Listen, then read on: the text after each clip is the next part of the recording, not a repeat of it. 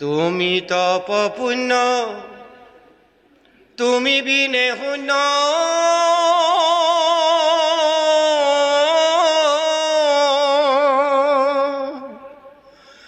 দেখো তো ত্ৰিজগত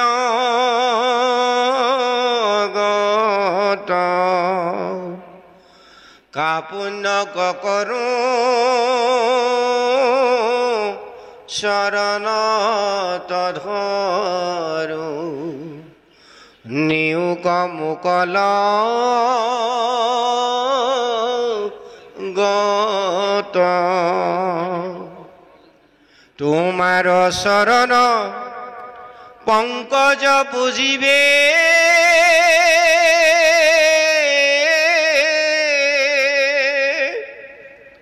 কত পুণ্যে পাইলু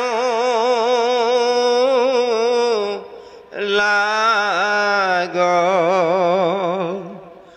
বাপ জগন্নাথ নকৰা অনাথ ভকতক তুমি ত্যাগ সম্যকে অমৃত তোমাৰ চৰিত্ৰ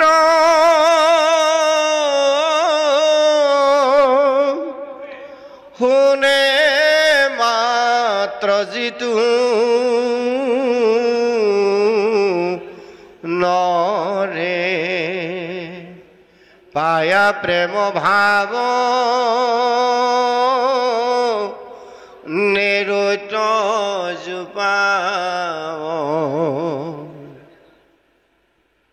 বিষয়ক উপৰি হৰে শয়নে ভোজনে স্নানে গুপ্তস্থানে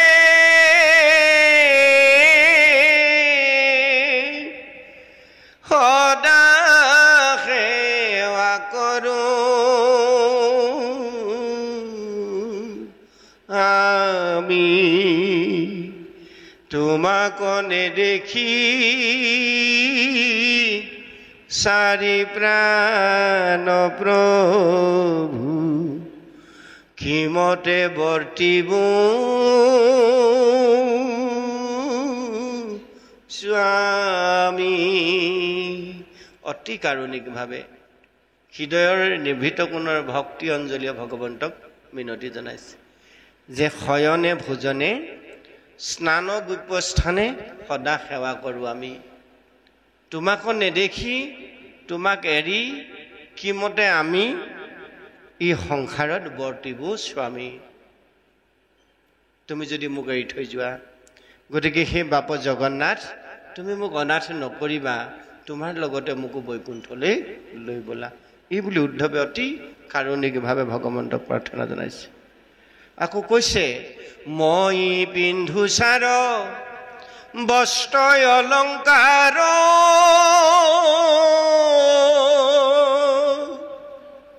তোমাৰ উচিষ্ট খায়া দহায়া সুচিত কিনো বিপৰীত তৰিবু দুষ্টৰ মায়া। মায়া ইমান দুষ্কৰ, এই দুষ্কৰ মায়াৰ পৰা তৰণৰ উপায়টো প্ৰভু কেনেকৈ আমি লাভ কৰিম? যদিও আমি ভক্তিৰ পন্থলৈ আহিবলৈ বিচাৰোঁ, মন ভক্তি মাতৃৰ ফালে আনিব বিচাৰোঁ, মায়াই আমাক টানি টানি পুনৰ সেইফালে লৈ গৈ থাকে। ইয়াৰ এটা তুমি সমিধান দিয়া। কি উপায়ে মায়া বৰ্জিত হৈ আমি জীৱন নিৰ্বাহ কৰিব পাৰিম? জ্ঞানী গণে দুখে ইন্দ্ৰিয় কদমী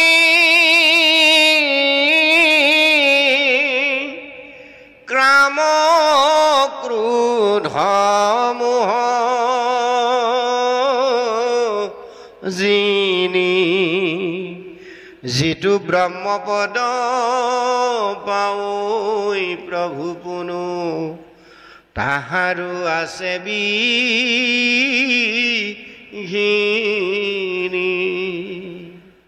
যি ব্ৰহ্মপদো লাভ কৰে তাৰো বিঘিনি আছে। গতিকে ইমান দুষ্কৰ মায়াৰ পৰা আমি কেনেকৈ পৰিত্ৰাণ পাম তুমি যদি আমাক এৰি থৈ যোৱা?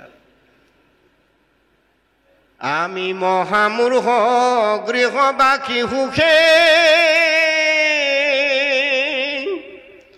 সংগ লয়া ভকতৰ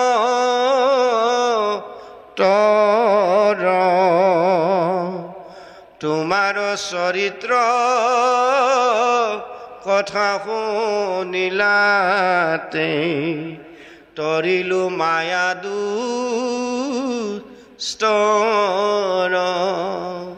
তোমাৰ লগত থাকি তোমাৰ গুঞ্জক শ্ৰৱণ কীৰ্তন কৰি তোমাৰ ভকত সংগ ল'লে মায়া দূৰ হয়। ইয়াত উত্তৰটো আমাক দি দিছে, হয়নে?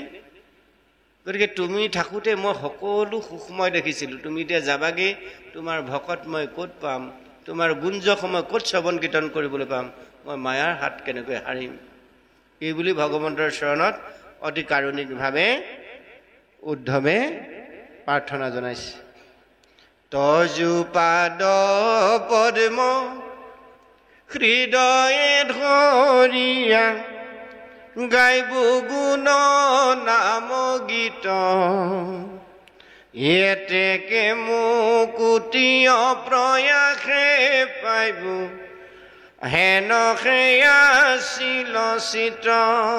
ভকতৰ সংগত তোমাৰ গুঞ্জক গাই অনায়াসে জীৱই তৰিব, এইটো তুমি মনৰ চিন্তা আছিল। চৰণ সতৰ ছায়াহে বৈ যিটো সিটো এৰাই ইটো তাপ হেন পাওঁ এৰি ক্ষণে কোনি জীৱ সংগে নিও মোক বাপ। যিমান বুজাইছে ভগৱন্তই উদ্ধৱে ভগৱন্তৰ বিদায় মুহূৰ্তটো অন্তৰে সহ্য কৰি ল'ব পৰা নাই। এইটোৱেই হ'ল ভক্ত ভগৱন্তৰ সপ্ৰেম ভক্তি। ভক্তিটো কি এতিয়া আমি লাহে লাহে বুজি গৈ আছো। সবে পৰি হৰি চৰণ দুতয় তোমাৰ কৰিলো সাৰ তুমি এৰিলাতে ঐ বন্ধু মাধৱ দিনতে দেখো আন্ধাৰ। তুমি এৰি গ'লে মই দিনতে আন্ধাৰ দেখিছো। তোমাৰ চৰণ সদায় মই হৃদয় কমলত ধাৰণ কৰোঁ আৰু তুমি মোক এৰি যাব খুজিছা, মোৰ দিনতে অন্ধকাৰ মই দেখিম। তাৰপিছত ভগৱন্তে অতি বিনয়ৰ সৈতে ভগৱন্তক কৈছে উদ্ধৱে, হে প্ৰাণনাথ নকৰা অনাথ দান্তে ধৰু খেৰ তুলি তোমাৰ বিয়োগে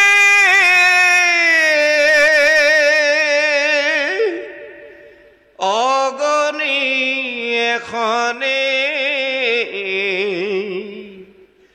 দেখা মাৰে মোক পুলি। মহা অগ্নিয়ে মোক গ্ৰাস কৰিছে, তুমি এৰি যাব খুজিছা। এহি বুলি সন্ত উদ্ধৱ মহন্ত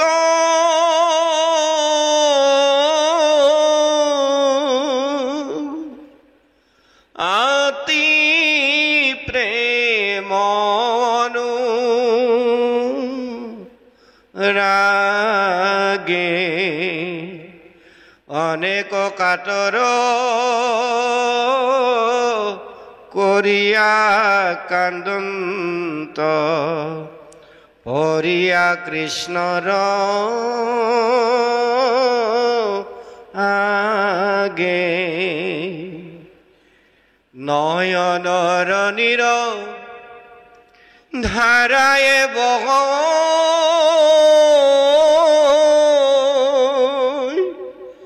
শুকত আকুল